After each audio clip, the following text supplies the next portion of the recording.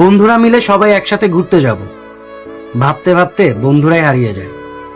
কখনো টাকা থাকে না, কখনো সময় থাকে না, কখনো আবার পরিবার মানে না, কারণ অনেকের পরিবার দূরে ঘুরতে যাওয়াটা পছন্দ করে না।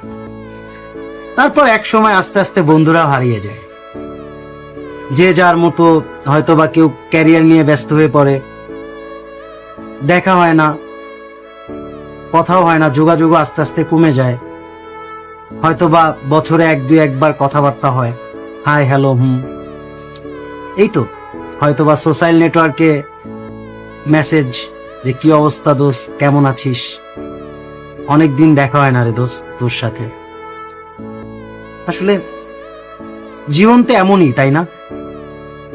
আপনি যখন এই ধরনের কোনো কিছু এক্সপ্লেইন করতে যাবেন নিজের মধ্যে, নিজের মতো করে, আসলে অনেক কষ্ট লাগে যে ঠিকই তো, একটা সময় হয়তো বা এই যে বন্ধু, এই যে কাছের মানুষ, কত মানুষ আমাদের চারপাশে, বন্ধু বান্ধব, কত আড্ডা, কত মেমোরিজ, কত স্মৃতি, কিচ্ছু থাকবে না, কিচ্ছু না।